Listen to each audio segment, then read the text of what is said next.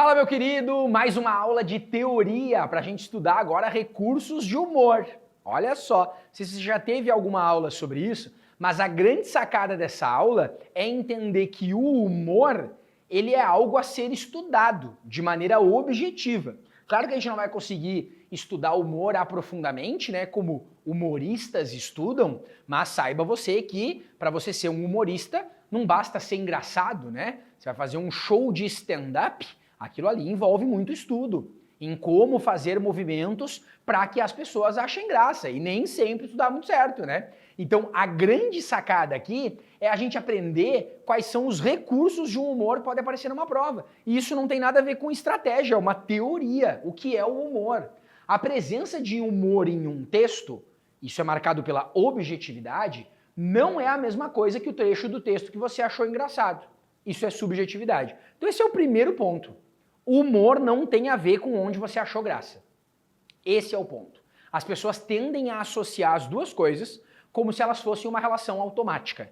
Onde é que tem humor nesse texto? Onde eu dei risada, onde eu achei graça. Primeiro que, se a gente for fazer isso, você com certeza já viu uma piada na internet que você não achou graça. Tem humoristas que você acha muito engraçado e outras pessoas odeiam. E tem humoristas que você não vê graça nenhuma e as pessoas amam. Com certeza já aconteceu de tu ir mostrar para um amigo um vídeo, um TikTok ou um Reels do Instagram e tu foi bem feliz assim, olha aqui fulano. E a pessoa olhou e ficou assim, tá, e daí? Não achou graça nenhuma. E às vezes a gente se ofende com a pessoa, né? Como tu não achou graça e tal? Já aconteceu, tenho certeza que já aconteceu. Tu indicou um filme que era engraçado, a pessoa não achou graça. Achar graça é subjetivo. Ter humor no texto é objetivo. Vamos ver? Olha essa tirinha. Primeira coisa que eu quero saber é se tu acha graça nela, na tirinha do koala, do Mentirinhas. 8 horas da manhã. Não vê que tô dormindo, idiota, diz o gato. 12 horas, me deixa em paz, eu preciso dormir. 17 horas, 5 da tarde. Se você atrapalhar meu sono, mais uma vez eu te mato. Dormi o dia inteiro. 3 da manhã. Toim, toim, toim. Ele batendo assim. Toim, toim, toim. Eu tenho certeza que quem está assistindo essa aula e tem gato em casa, deu risada. Quem está assistindo essa aula e tem gato em casa, tá fazendo assim agora. É bem assim. Provavelmente chamou o gato agora para fazer um carinho nele, para brincar. Ou vai mandar uma foto dizendo, olha professor, meu gatinho vendo a tua aula aqui, ele é bem assim também, 3 da manhã enlouquece, certeza. E quem não tem gato, talvez tenha dado risada também, ou talvez tenha ficado assim, ó. Tá, e daí? Ou seja, o fato de você ter um gato ou não pode interferir se você vai achar graça ou não. Por isso que comediante, uma das primeiras coisas que ele estuda é o público-alvo. Vai fazer um show de stand-up pra quem? Você vai fazer um show de stand-up pra pessoas na faixa de 50 a 60 anos numa festa de aniversário de alguém que tá fazendo 60? É um show. Vai fazer para adolescentes num terceiro ano de escola. Se você fizer o mesmo show para pessoas de 50 a 60 anos e para pessoas de um terceirão de escola, não vai dar certo em um dos dois. Em um dos dois, seu show vai ser uma bosta. Porque é diferente o público-alvo. Então, você quer que as pessoas deem risada daquilo? Quem é o público? Do que ele vai rir? O que eles provavelmente acham graça? Isso é o recurso objetivo. Então você tem que saber que o humor, recurso de humor, é a tentativa do autor de provocar o riso naquele trecho. E achar graça é quando essa tentativa realmente dá certo. De novo, humor é um recurso objetivo em que autores de textos usam para tentar provocar o riso. Achar graça é a percepção subjetiva do leitor. Então, se tu vai achar graça ou não, eu não tenho como saber. Mas, o que eu tenho como te dizer é a minha tentativa de provocar humor. Inclusive, se você olhou para essa tirinha aqui e você pensou assim, ó, ai que saco, gato, eu nem gosto de gato mesmo, toma cuidado que daqui a pouco aparece o nosso mascote para te dar na cara. Ó, apareceu. Apareceu o psi para te dar na cara. Por exemplo, agora eu não sei se tu tá rindo ou não, mas observem, a tentativa de colocar o psi, que é o mascote do Interpreta Enem, no meio da aula, é uma tentativa de provocar humor. Para quem que funcionou esse humor? Número 1, para quem conhece o psi. Para quem me acompanha nas redes sociais e sabe que ele é um gato extremamente mal-humorado, que se tu acha que eu sou violento na aula é porque tu não viu ele. Esse é o público-alvo, que conhece o psi. Segundo, a quebra de expectativa. Tu não esperava ver ele no meio da aula. Pá! No meio da tela. Olha como ele é fofo, nenê. Ai, good. Pode ser que agora tu tenha dado risada. Porque não foi quebra de expectativa para ti o gato aparecer, mas o professor parar a aula e começar a fazer oi, aí tu pode ter achado graça. Percebam, eu não tenho como controlar quando você achou graça. Não tem como eu saber, mas tu tem que reconhecer a intenção de provocar humor. Em que momentos da aula o Lauro tentou provocar humor? Quando ele botou o título da aula Recursos de Humor? Não. Quando apareceu um gato do nada no meio da tela? Sim. Quando ele parou a aula para fazer cuticute no gato? Isso. Isso são recursos de humor. A gente tem que perceber isso de maneira objetiva. O primeiro recurso e o mais comum de todos é a quebra de expectativa. Ele é o mais cobrado em provas. A gente usa o humor quando constrói uma expectativa e quebra. O que é uma piada? A anedota. É um gênero textual em que você passa a narrativa inteira, porque ele é um gênero narrativo, ó. Gênero textual piada. Anedota é sinônimo de piada, já caiu no Enem. Sequência textual, tipo textual narrativo. É uma narração. Conta a história, durante a narração você cria uma expectativa para no final fazer o quê? Quebra de expectativa e provocar humor. É sempre a última frase que é a piada. Qual é a diferença do gênero textual piada, anedota para o stand-up? O que é uma comédia stand-up? Uma sequência de criação e quebra de expectativa, o tempo inteiro. A ideia do stand-up é manter o riso o tempo inteiro. Então, cria e quebra, cria e quebra, cria e quebra. E isso são características de gêneros textuais que usam o humor. Mas a quebra de expectativa é o único gênero textual? Não, a gente tem também a sequência absurda. A própria contradição entre o que se apresenta e a realidade já é responsável por gerar humor. Às vezes você tem um troço que é tão bizarro que isso por si só já promove humor, né?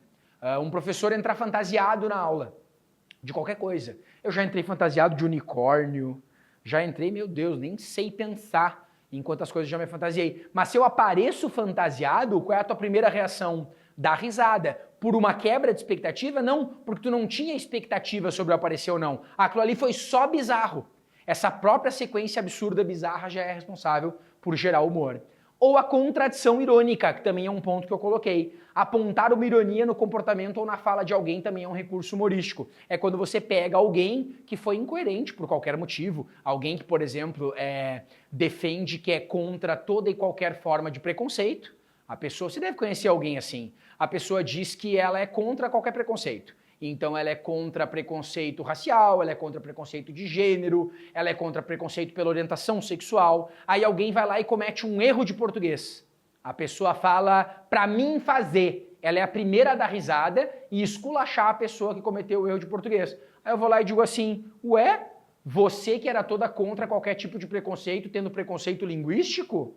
O que eu estou fazendo? Estou apontando uma contradição usando da ironia. Isso também é um recurso de humor. Então, a percepção do recurso humorístico é você notar naquele texto em que momento tentou se gerar essa sequência de humor, que é o que já caiu no Enem mais de uma vez e que a gente vai tentar ver agora. Ó.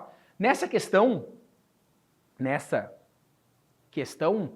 clássica do Enem, ó, dúvida. 2 compadres viajavam de carro. Estamos fazendo errado, né? O que nós estamos fazendo errado? Estamos lendo o texto. Sempre começa por aqui. Na piada, a quebra de expectativa contribui para produzir o efeito de humor. Percebam, não é que ele cobrou de ti a quebra de expectativa, ele já falou que tem uma quebra de expectativa. Esse efeito ocorre porque um dos personagens faz o quê? Então, eu tenho que voltar no texto e ver onde vai estar a quebra de expectativa. Se é uma piada, vai estar sempre aonde? Na última frase. Sempre. Pode voltar e ver, ó. Sempre. Dúvida. 2 compadres viajavam de carro por uma estrada de fazenda quando um bicho cruzou a frente do carro. Um dos compadres falou, passou um largato ali. O outro perguntou, lagarto ou largato? Largato ou lagarto? O primeiro respondeu, não sei não, o bicho passou muito rápido. Achou graça? Fala se achou. Professor, eu achei bem idiota. Imagina no dia do Enem, tu nervoso pra caramba, aquela prova valendo a tua vida, tu não consegue nem respirar, tu vai ler uma piada. Qual é a chance de tu rir de uma piada como essa? Nenhuma. Por isso que tu não pode comparar achar graça com ter humor no texto. O humor tá onde? Na última frase. Quando em vez de responder se a pronúncia correta do animal é lagarto ou largato, onde está o R, ele responde que não conseguiu ver porque passou muito rápido. Como se lagarto e largato fossem dois bichos diferentes e não pronúncias diferentes para o mesmo bicho. Qual é a alternativa que fala isso? Letra A, ele reconhece a espécie do animal avistado. Não, ele não reconheceu porque passou muito rápido. Tem dúvida sobre a pronúncia do nome do réptil? Ele não tem dúvida. A dúvida até aparece aqui, ó. Lagarto ou largato, mas ela não é a última frase para ser a quebra de expectativa. Essa dúvida é parte da história, quando ele quis perguntar qual era a pronúncia correta. Então não é a B. Desconsidera o conteúdo linguístico da pergunta. Ponto.